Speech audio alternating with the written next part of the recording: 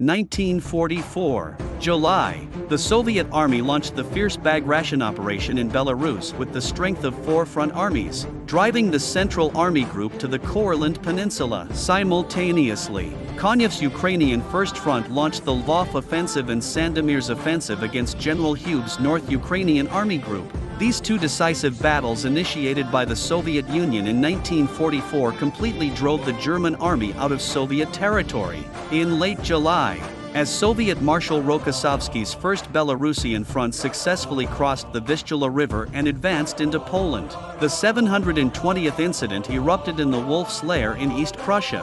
While the coup attempt by the Wehrmacht was unsuccessful, it greatly inspired anti-Nazi organizations across Europe, particularly the underground resistance forces in the occupied territories. Among them, the most active were the 400,000-strong Home Army, Armia Krajowa, in Poland. In this episode, we will focus on these heroic young individuals and delve into why the Warsaw Uprising ended in a tragic defeat. Poland, caught between the Soviet Union and Germany, played a unique historical role during World War II.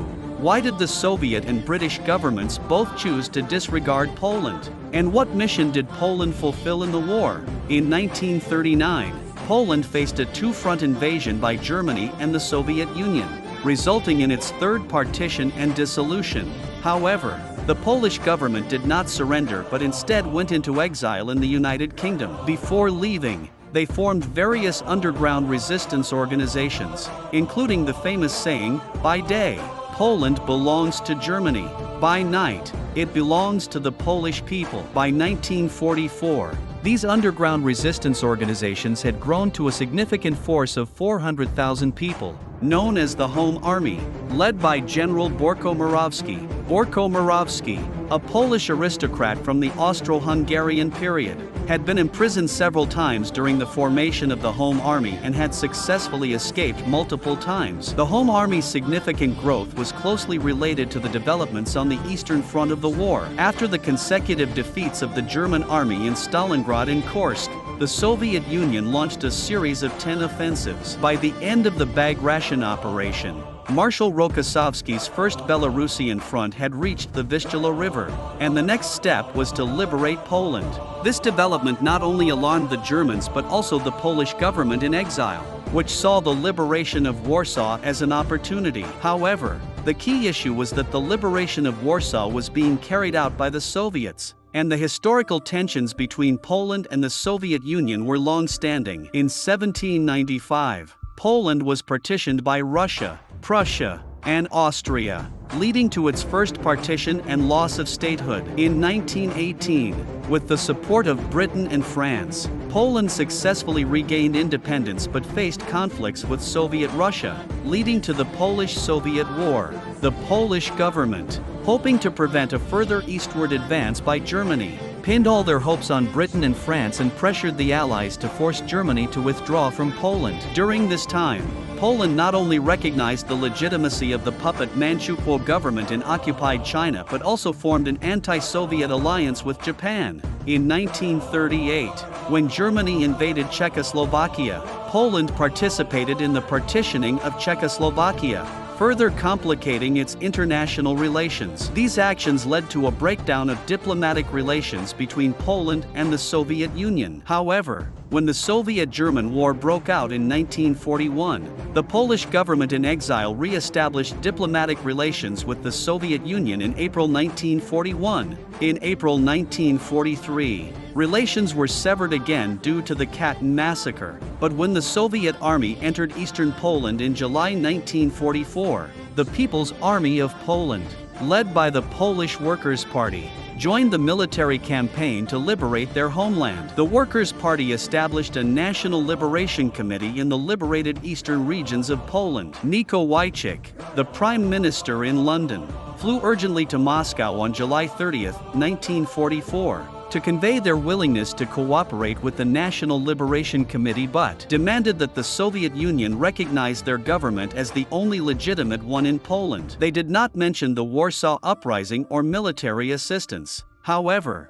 Stalin did not make a clear statement or issue an order to halt the advance of his frontline forces at that time. Meanwhile, near Modlin, 20 kilometers east of Warsaw, the Soviet Second Guards Tank Army faced resistance, leading to a standoff between the Soviets and the Germans. This situation made Borko-Moravsky hopeful. On August 5th, he received a secret report from the Home Army headquarters stating that they had successfully initiated the uprising in Warsaw on August 1st. Polish forces, who had been in hiding in Warsaw, began attacking the German garrison when they revealed their weapons. The uprising involved a mix of different nationalities and various weapons, including homemade firearms and Molotov cocktails. They only had about 4,000 rifles, 700 light and heavy machine guns, and 2 anti-tank guns. The most abundant weapons were improvised Molotov cocktails. Since the German forces defending Warsaw were not frontline troops, they had limited manpower. The Home Army quickly gained control of most of the city,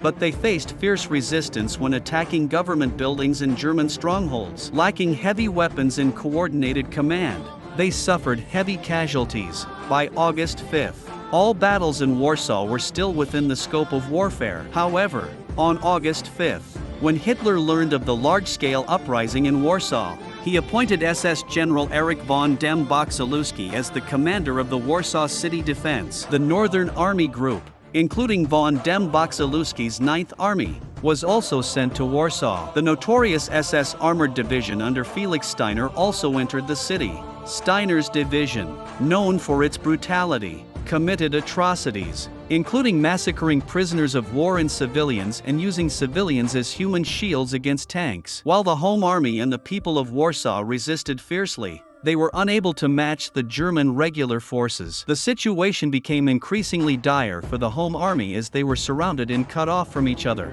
relying on underground tunnels for communication. At this point, Borko-Moravsky sought help from the Soviet Union, and Rokossovsky started coordinating transport planes to airdrop weapons, ammunition, and supplies into the chaotic city. However, due to the confusion in the city's combat zones, most of the airdrop supplies ended up in German hands. During this time, Hitler ordered Heinrich Himmler to bring the massive 600mm caliber Karl Jarrat self-propelled mortars to Warsaw, and they were used to bombard Home Army positions. Despite the heroic resistance of the Home Army and the people of Warsaw, they could not withstand the onslaught of the German regular army. The Home Army, primarily a guerrilla force, found themselves at a disadvantage when facing the German army in direct combat. The battles resulted in heavy casualties, with the Germans dividing the Home Army's positions and isolating them from each other. They could only communicate through underground tunnels,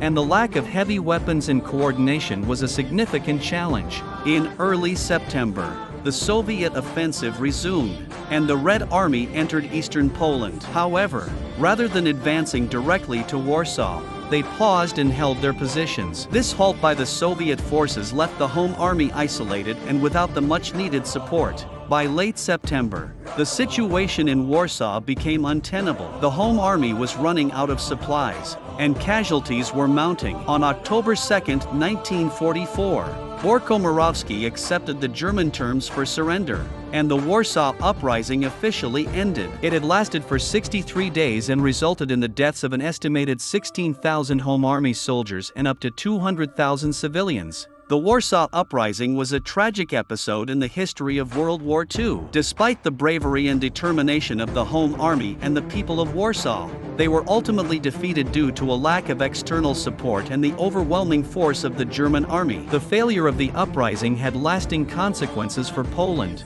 as the Soviet Union's control over the country solidified, leading to the establishment of a communist government and the suppression of Polish independence. In the aftermath of the Warsaw Uprising, the city was systematically destroyed by the retreating Germans as punishment for the uprising. The destruction was so extensive that it was often referred to as the murder of Warsaw. The Polish government in exile in London faced criticism for its handling of the uprising and its failure to secure support from the Western Allies. It wasn't until 1945, when the Soviet Union was on the verge of victory in Europe, that the Western Allies formally recognized the Soviet-backed Polish Provisional Government of National Unity. This recognition came at the expense of the Polish government in exile. which was left in political isolation. Poland remained under Soviet influence and communist rule for several decades until the collapse of the Soviet Union in 1989. In conclusion, the Warsaw Uprising was a courageous but tragic chapter in the history of Poland during World War II. It highlighted the complex geopolitical dynamics of the time, with Poland caught between the interests of the Soviet Union and the Western Allies. Despite their heroic efforts, the Home Army and the people of Warsaw were ultimately unable to achieve their goals, and the city paid a heavy price for their resistance.